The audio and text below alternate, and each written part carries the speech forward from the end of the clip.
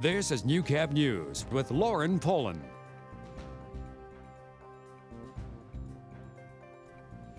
A busy Saturday night for the Britannia-Wilton Fire Department. First, crews responded to a grass fire northeast of Alcurve at around 5 o'clock. Reports say the fire was very large, but crews were able to stop it from spreading. Then, just after 8 o'clock, crews responded to another grass fire, this time just south of Lloydminster. It, too, was extinguished quickly. Both fires are still under investigation. The fight for who will become Alberta's next premier is in full swing. Locally, residents will have the chance to meet candidates running for the Vermilion-Lloydminster riding at an all-candidates forum. The debate gets underway April 18th at Lakeland College, kicking off at 7:30. So far, Danny Hozak from the Wild Rose, PC's Richard Starkey, and Liberal Karina Ganton have confirmed their attendance. There's still no word from NDP Ray Stone. Meantime, Wild Rose leader Danielle Smith unveiled what her party calls the Alberta Energy Dividend.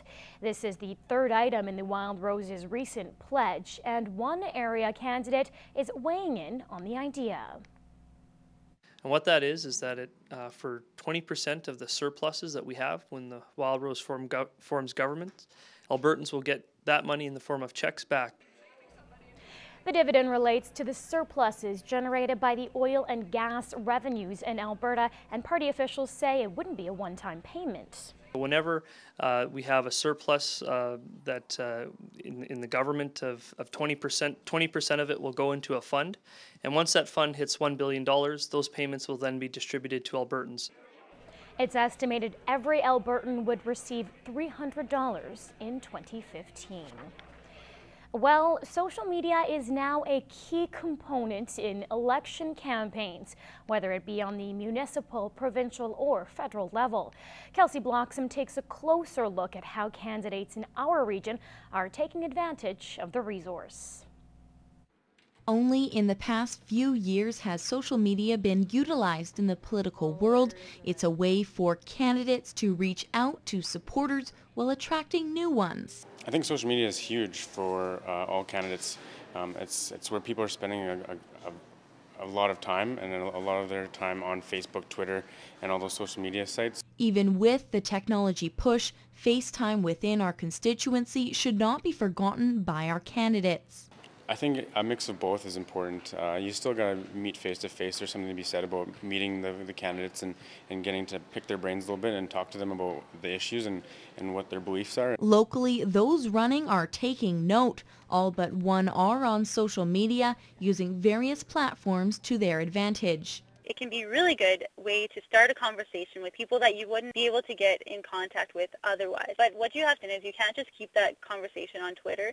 You have to take it off and make sure that you have a chance to talk to them in the real world. It's a tool. You have to use tools properly. It's like fire. It's a good tool if it's heating your house, and it's a terrible tool if it's burning it down. You know, sometimes people don't want to read 3 paragraphs in a brochure as far as, you know, what your opinion is on healthcare, but they'll watch a 90-second video. NDP candidate Ray Stone was not available for comment, and though he's not active on any social media platform, that does not necessarily mean he's at a disadvantage. It could be a way for him to stand out on his own, saying, I'm not going there. These are my values. This is where I stand, so I'm not going to do it. So maybe it's a way for him to stand out amongst the rest, because obviously now we're talking about him, right?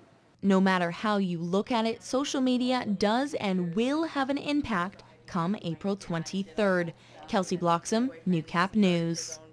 Shara joins us now with our first look at weather, and another gorgeous day today. Yes, certainly one that we enjoyed tremendously, maybe a little windy as well, so that especially in the morning would have picked things up quite a ways, but after a mid-morning period, even the wind chill disappeared completely. Right about now, 1 or 2 clouds. Let's see what we're looking at here. Double digits right across the region, actually. Battleford's getting to plus 11, 25% of the humidity. The wind's easing up in this hour. At one point, kind of getting almost to the 30s or thereabouts. And as we look at it, buildup of cloud cover across the region too in this hour, but no immediate precipitation of any concern. But the details of all of that a little later in the cast. Coming up, proof a generous donation from the Lloydminster Kiwanis Club is paying off. That story after the break.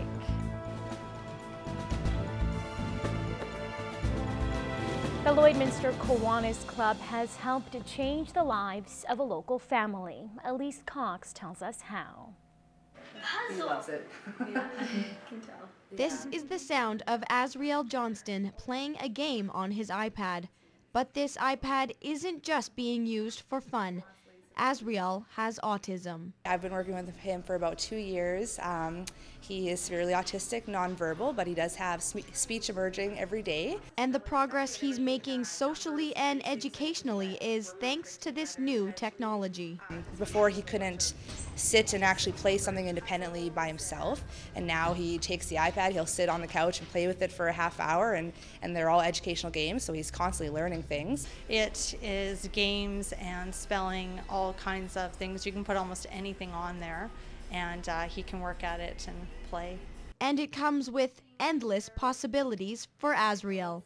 If he gets used to using this type of technology now when he's only 8, then it'll work for him well into his adulthood, which makes him a functional member of society, which is what we want for all these kids, is to grow up and to learn everything that everybody else has the capability of learning. The iPad was donated to the Johnstons from the Lloydminster Kiwanis Club.